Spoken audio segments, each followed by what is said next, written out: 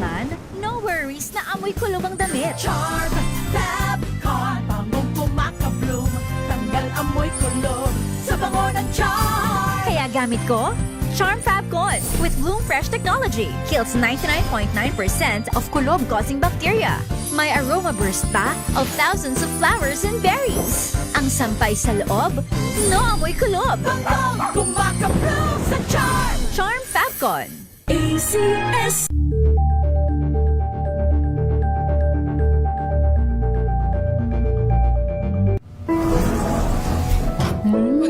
Amoy forever. Amoy LQ. Amoy New Cala Berry Blooms. Amoy Cala, amoy good vibes.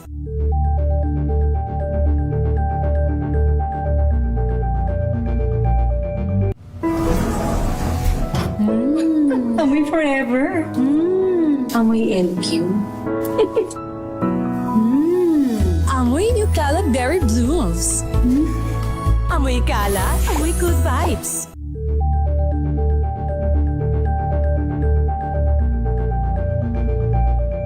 Hello, Washi! Laundry day na naman! Yay! Anong meron? Mancha ng chocolate, putik, may libag pa! Kaya natin yan! With Pride Washing Machine Detergent, may triple stain-away formula. Tanggal ang makapit, madikit, at malupit na dumit mancha. Kaya easy-easy ang labada. Mula noon hanggang ngayon! All you need is pride. All you need is pride. ACS.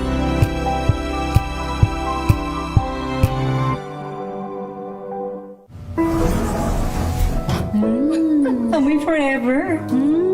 Amoy LQ. Amoy New Cala Berry Blooms. Amoy Cala, amoy good vibes.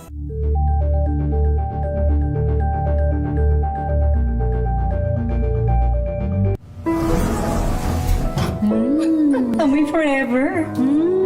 Amoy LQ. Amoy New Cala Berry Blooms. Amoy Cala, amoy good vibes.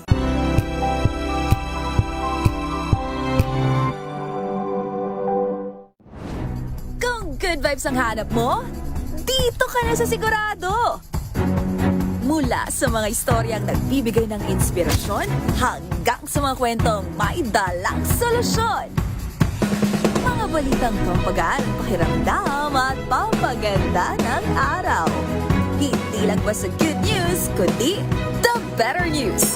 Mula Lunes hanggang Biyernes, alauna ng tanghali sa DZRH TV.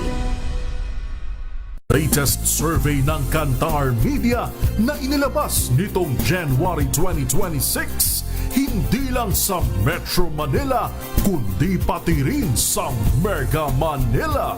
Patunay na DZRH lang ang inyong tunay at totoong pinagkakatiwalaan. Taos-puso po kaming nagpapasalamat sa inyong patuloy na pagtitiwala. Kayang-kaya mo, kayang-kaya mo, Ang programang Kaya Mo Yan sa DZRH sa oras natin 4:38 ng hapon. At sa bahagi ito ng ating programa, makakausap na natin ang mismong presidente ng Philippine Inter-Island Shipping Association, si Mr. Matthew Parco. Mr. Parco, welcome to Kaya Mo Yan sa DZRH, sir. Good afternoon. Mark. Good afternoon. Thank you for inviting me, and I'm looking forward to talking about shipping. Yes. Just quickly, Mr. Parco, what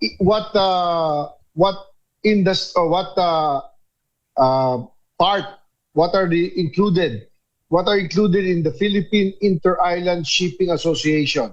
Aside from, alam namin, yung mga ferry, mga barko, ano pa ho kasama sa inyo dyan sa association? Mga roro. Ganun? We have some RoRo members, but we're the largest carriers of the long haul. Basically, when we say long haul, from Manila direct to the provinces, and our members are the largest cargo and container operators. We carry around 80% of the cargo from North Harbor to Visayas in Mindanao. Yes. Part of our membership also are some of the tankers, those who bring fuel down south. And Okay. we have some members who are RoRo operators. Okay. Quickly, ano ang epekto o effect ng oil crisis sa ating industriya today dahil dito sa Iran, sa war sa Iran, Mr. Mark? Thank you. The impact is actually quite big because the shipping expenses in shipping around fuel is around on a normal time 30 to 40% of our operating cost. So now it's gone up. The cost of fuel has gone up, and we consume a lot of diesel as well as bunker, Yes. the fuels. But on the diesel side, I think a lot of people don't understand that when we buy in bulk. And when we buy in bulk, we have no choice. We can't go and say the price in the stations are, like say at that time was 81. It went up to 81 pesos, 82. Yes. We Yes. can't really take our ships to the station and fill up there. So we have That's to buy in right. bulk. So at the time when the prices were at 81, our industrial or our commercial rates was ranging from 90 to 120. So the first week alone, we were already hit by very high increases. Wow. So when people Yes. go up to me and say, "Nako, Mark, I think the price of diesel will go up to 120." I said, "That's sure to go up 120 because we're already paying 120 for some of my members at that time."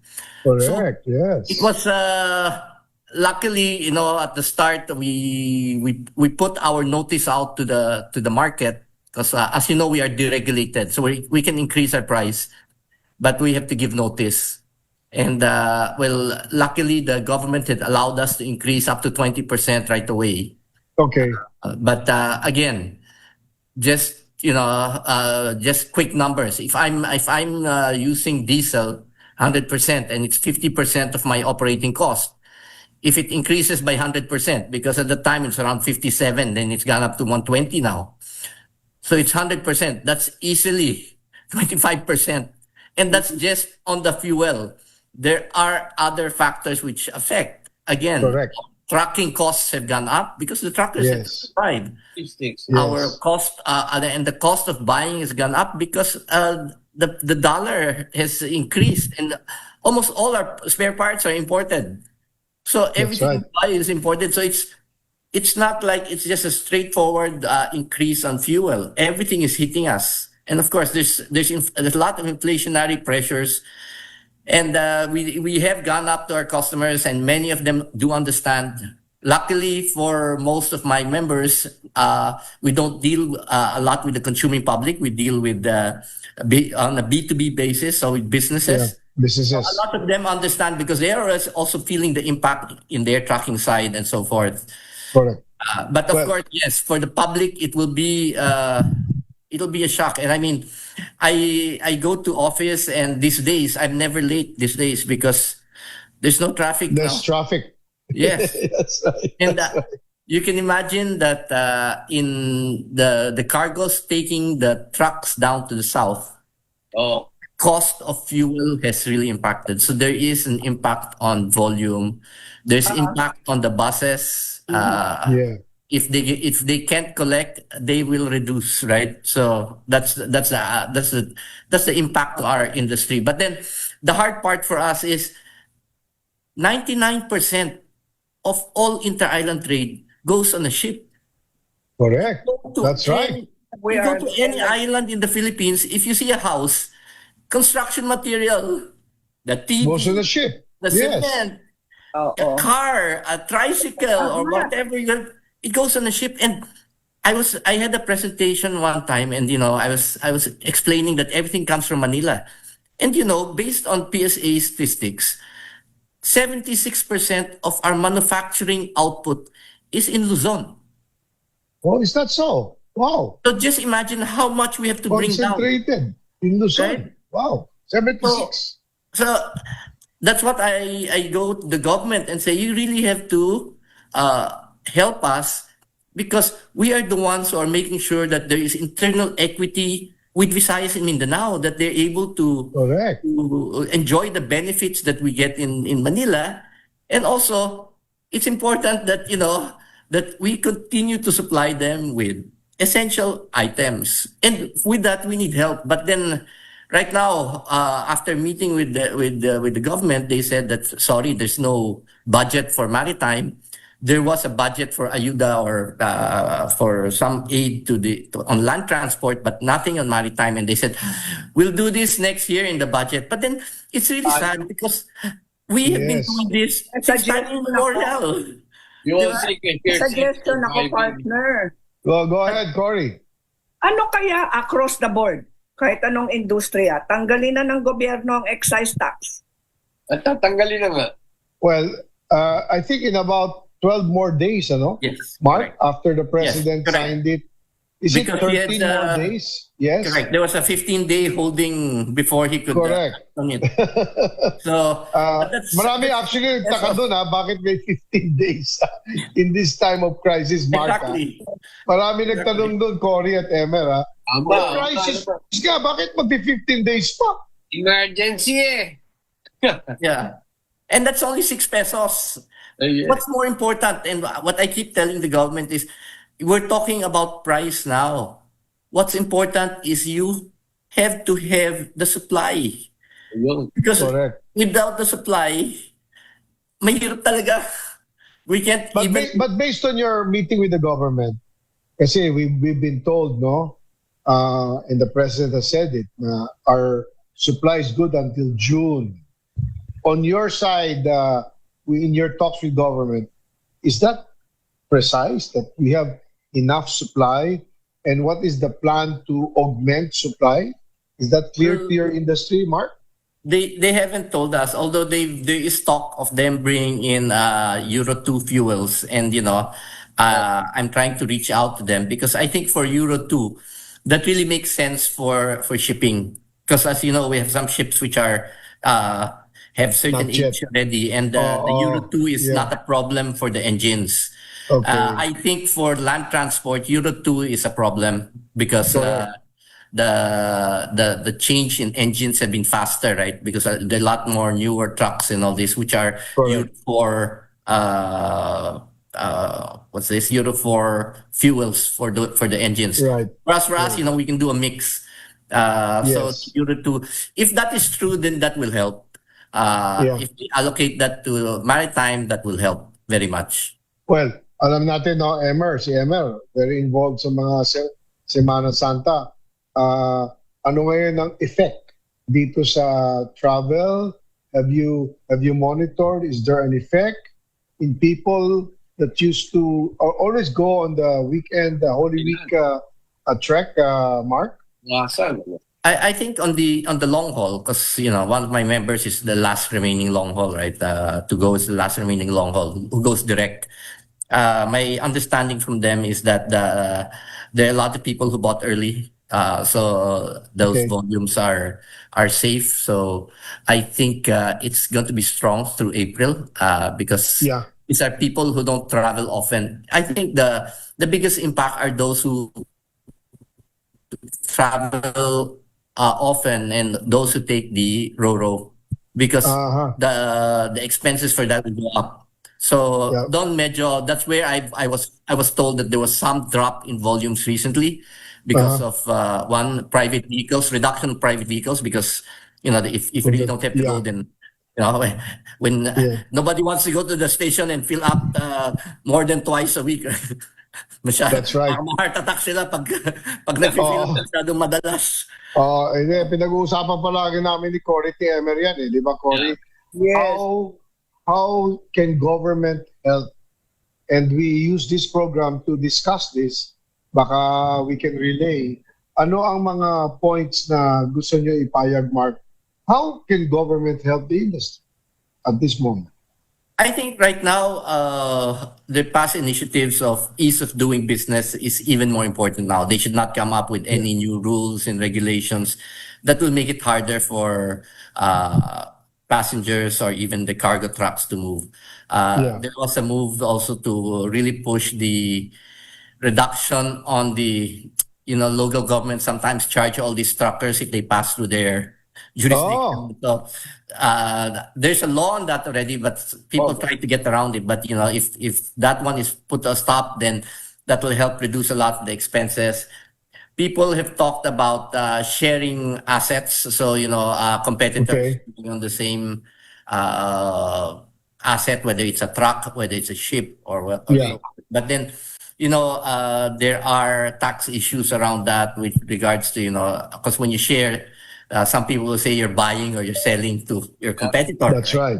That's right. And, there should be something done that they shouldn't do that so that we don't add additional expenses. We're trying to reduce expense, but then if we're Correct. paying it on the tax side, then doesn't make sense, no? Because if you're just sharing on the asset, and there's like a barter, you use part of my truck here, I use part of your truck there, then that really shouldn't come into play. The other thing really is, this is where investments in the past should have been put in. Okay. If the roads had already been fixed and you don't have a moonwalk there in Samar, then the Yeah. cost of bringing goods down is even cheaper kasi nga hindi lubak-lubak, hindi babagal, di ba? Oh, that This- affects the these are shipment. happening. We still have a problem in San Juanico wherein Oh yeah, the the bridge. trucks have to take another ferry when in fact it should have been on the bridge. Things like this, it adds up. It adds up to Correct. all the expenses. And for shipping side, we always complain that we're last on priority on the berthing of the government ports. Number one is passenger ships. Okay, granted. Second is international vessels, and last is cargo ships, domestic. So just imagine, because they have not been adding berths and adding additional space for the vessels to come in. My example really is Bacolod or Iloilo. If to Yeah. go to Bacolod or Iloilo, it takes 1 day, or even less, and we can be back. So technically, I can do 2 round trips there with the ship. Okay. But now, if we go down there at naunahan kami ng, sugar ships are always there, right? A Yeah. sugar ship comes in and they had no equipment, so mano-mano yung lahat. Tapos kung umulan pa, easily 3 to 5 days, the ship will be in the berth. Oh wow. Wow. So just imagine, with that 3 to 5 days, nakaikot na sana kami. So, that's the other thing which is a problem. In airlines, they give you a fixed schedule, di ba? We leave Correct. you arrive Yeah, 9. yung air bridge. Yes. The air In bridge. the Philippines, in shipping, all we want is a fixed day of the week sailing. Yes. Oh, hindi ba magawa? Hindi yun magawa. Sino ba yung tawagan? Balita na yan. So, Ano ba- because there's enough, you go to, let's say, very important port, Zamboanga. Ang dami-daming passengers going to Basilan and all that. So the berths are always taken up. And then, of course, they need to have cement, sugar, whatever come in. So, kakaunahan talaga.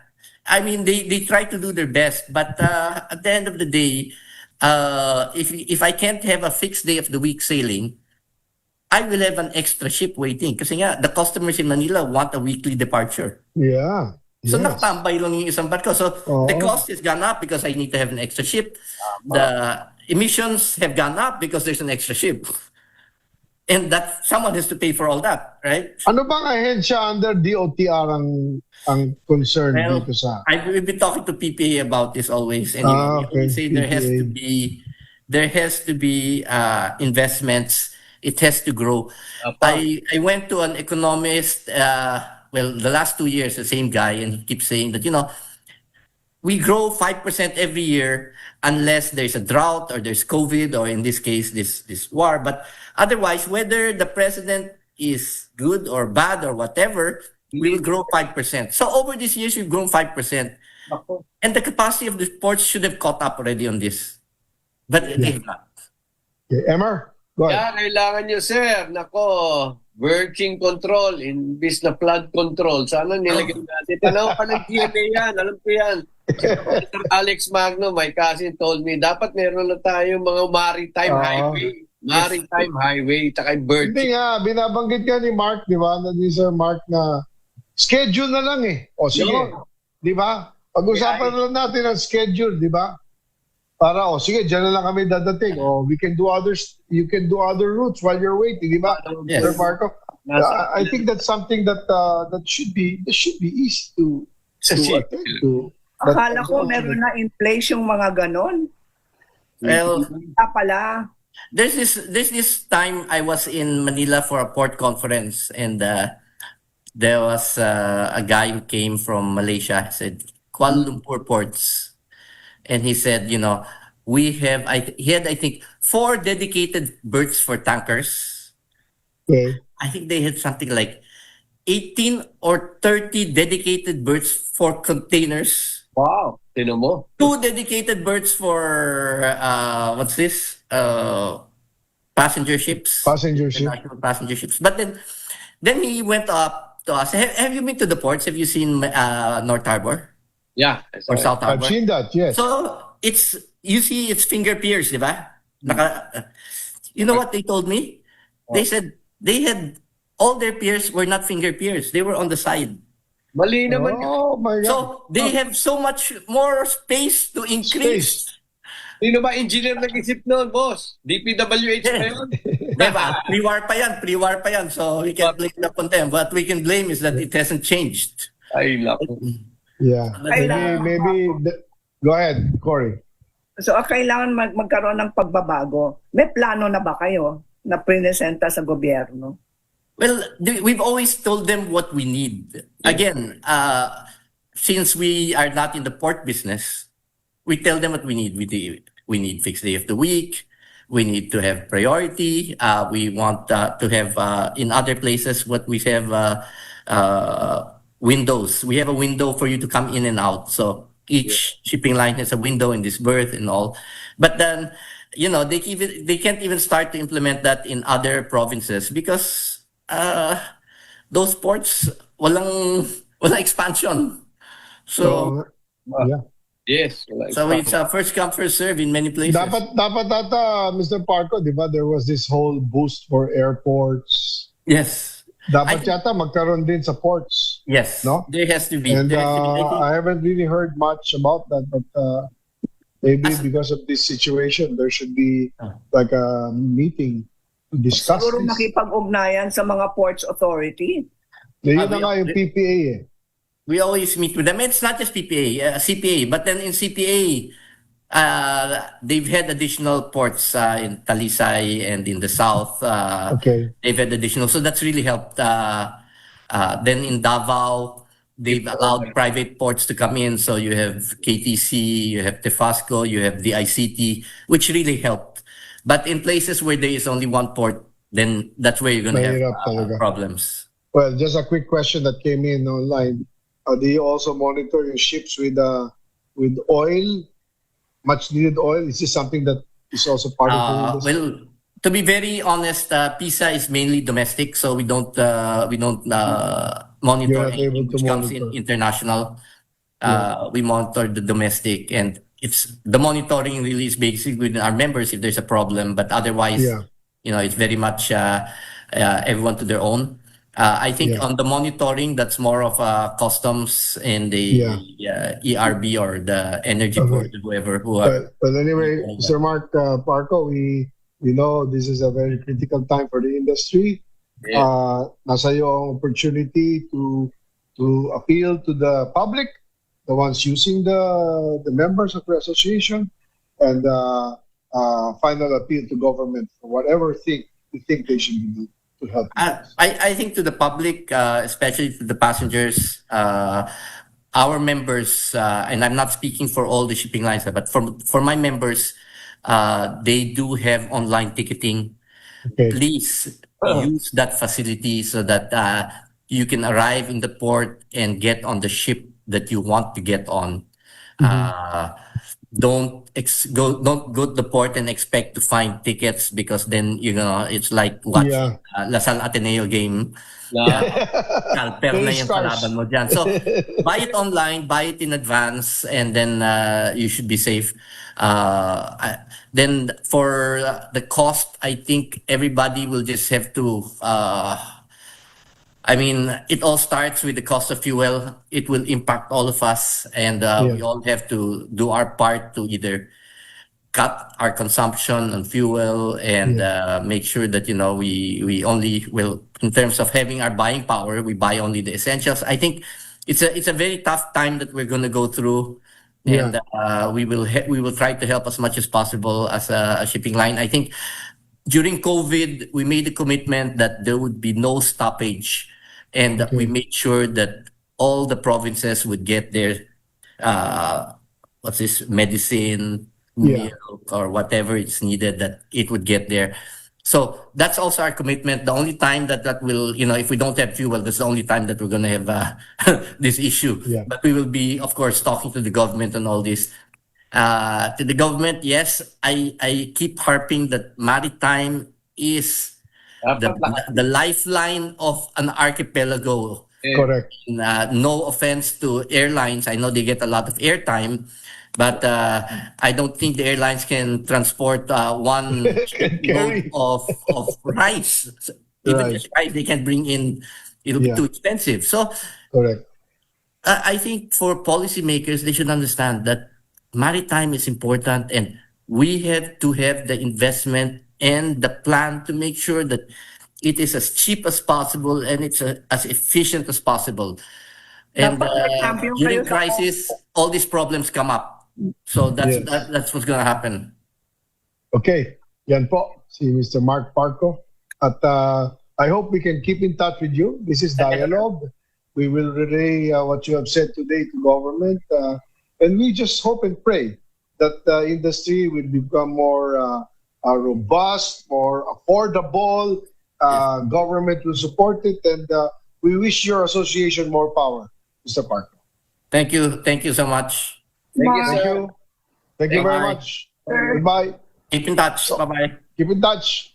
Sa oras nating 5:02, tapos na tayo at programa. Partner ko rin, meron ka bang i-announce? 2 weeks tayo wala. Kasama po kami sa pamilya ni Dr. Librado Nap Toledo, isa sa mga batikan na aesthetic surgeon sa buong Pilipinas. We will miss you, Dr. Nap. Gone too soon. Condolence. 48 years old. Ang lamay ay gaganapin sa Coronadal City, South Cotabato. Lamay ngayon din, pero yung libing ay April 1, 2026. You are in heaven now, Dr. Nap. We will miss you. Okay, condolences, Dr. Nap. Emmer? Yes, binabati ko yung 29 AD missionaries, mga musikero kami, misyonaryo, kaya iikot muli kami, kakatapos ng galingan natin. Yung mga nag-graduate kahapon. Yes, Lasal Gimil, Adult Night School, PEA. Galingan nyo sabi na Silverde. Yes. Likap kayo at kaya mo yan. Okay, hanggang dito na lang po. We'll be out for 2 weeks, but we'll be back on April 11, if I'm not mistaken, no? We'll be back sa program dito sa DZRH on April 11. Standby, sa oras natin, 5:03 na po ng hapon. Tandaan nyo, tuwing Sabado alas 4, hanggang 5 ng hapon, ang inyong paboritong Kaya Mo Yan! Have a blessed Holy Week, guys. Bye!